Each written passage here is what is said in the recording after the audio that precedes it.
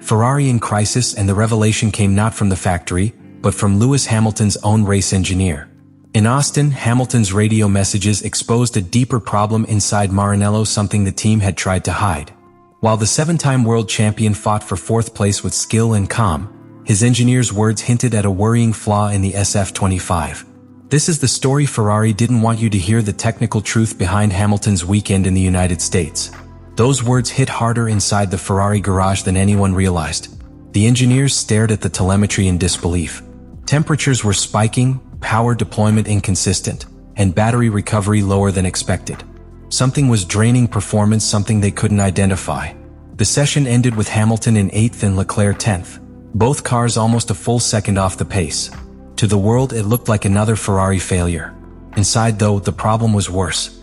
The hybrid system, the brain of the car, was overheating. It wasn't just costing them speed, it was threatening to end the race before it began. Saturday brought a small miracle. Overnight, Hamilton led a quiet reset. He told his team to slow down, literally. He simplified radio communication, requested a measured approach to tire preparation, and restored calm to a garage drowning in overanalysis. Let's make it predictable. I'll do the rest, he told Riccardo Adami, his race engineer. It was vintage Hamilton. When everything breaks, he finds order.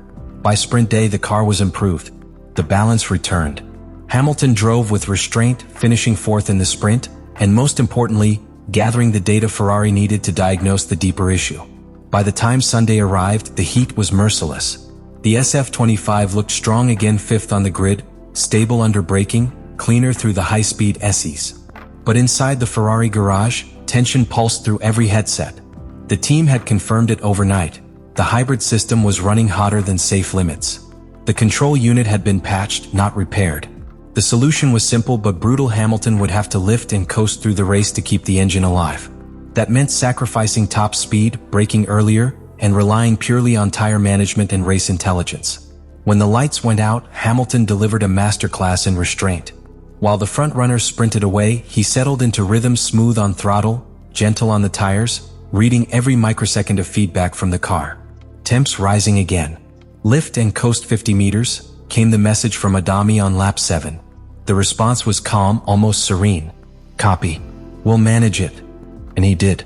Every lap became an act of balance, extracting performance without crossing the invisible line that would overheat the system. To the fans, it looked like a quiet race. To engineers, it was brilliance under constraint. Inside the Ferrari garage, there's a silence that only Formula One can produce, the kind of silence that hides panic. The smell of hot carbon, the click of laptops, the low murmur of engineers trying to find the words that won't make things worse. After Hamilton's radio message about the car's instability, the mood shifted. Telemetry screens glowed with warnings. Battery temperature rising, energy recovery dropping, deployment inconsistent. The numbers didn't lie, something was wrong deep within the SF25's hybrid system. But no one wanted to say it out loud. Not in front of the driver who has built a career on sensing problems before the data does. Then, the moment that changed the tone of the entire weekend. During lap 22 of the race, Riccardo Adami's voice broke the usual calm over the radio. Lewis, we're still on the limit with the hybrid. It's the same issue as before. Keep cooling it. Those 11 words told the world everything Ferrari had tried to keep quiet. The same issue as before wasn't a random phrase. It referred to the same power unit fault that had cost Ferrari performance earlier in the season.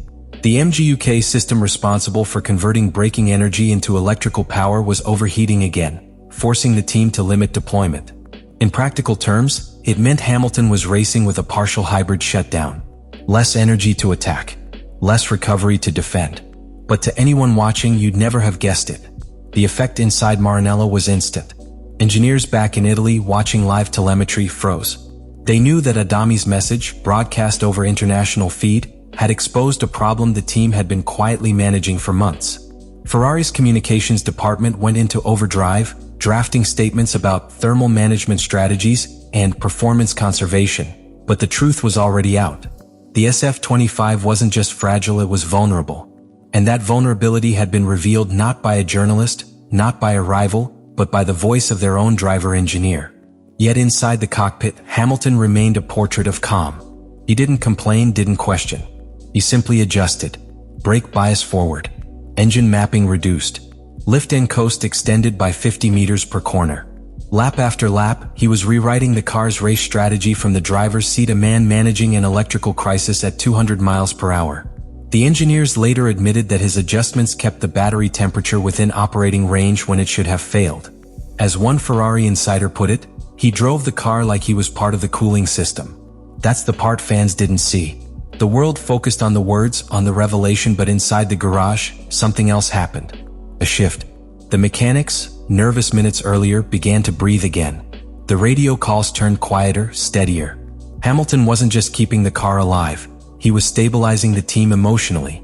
That's his greatest weapon, not just speed, but control. He doesn't need to shout to command authority. His calm is authority. When he crossed the line in fourth, the celebration was muted. Ferrari knew the truth: the car had survived, not thrived. But as the data rolled in and the engineers compared Hamilton's lap traces, a new realization formed.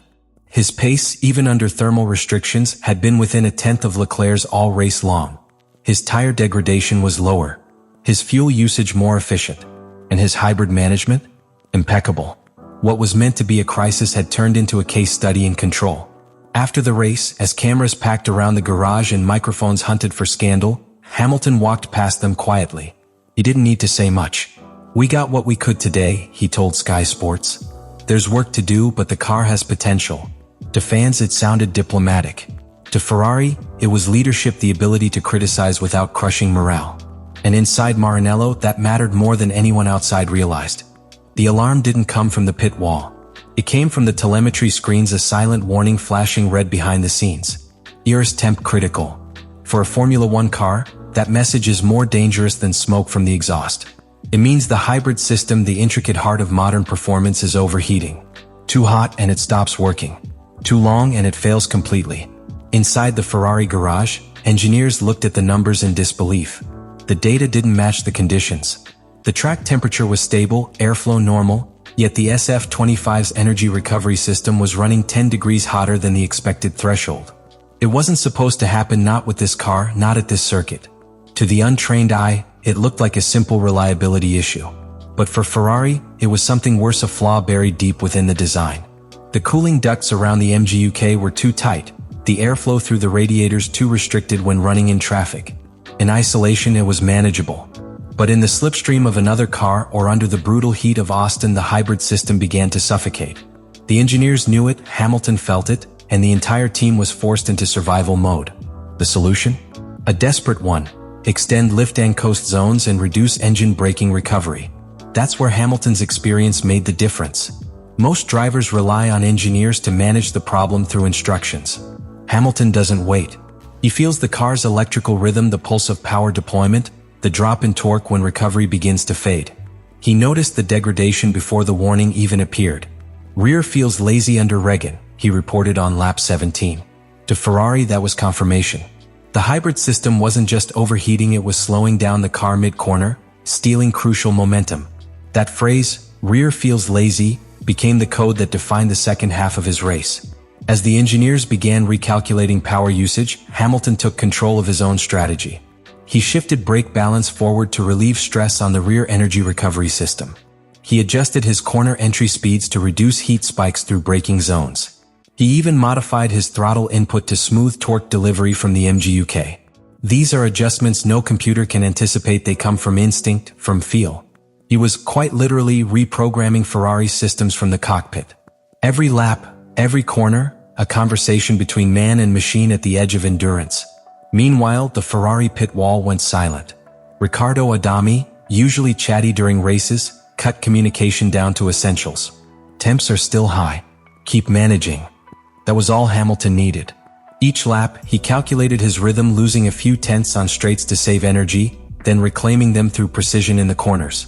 What looked like a conservative drive on television was, in truth, a balancing act more complex than any overtaking battle. The SF25 was overheating. Hamilton was cooling it with discipline. But the crisis didn't just affect performance, it changed Ferrari's strategy on the fly. The original plan had been a two-stop race, pushing early to undercut Leclerc's rivals. With the hybrid system compromised, that plan evaporated. Hamilton had to stay out longer, manage tires, and conserve power, all while keeping a pack of faster cars behind him. "We'll extend this stint," Adami confirmed. "Copy," Hamilton replied. 2 syllables, complete control. No frustration, no panic. Just focus. By lap 40, the temperature stabilized. Hamilton's adaptive driving had literally cooled the car enough for full deployment to resume in the final laps. The engineers couldn't believe it. "We're back in the window," one of them said on the radio feed. "He's managed it."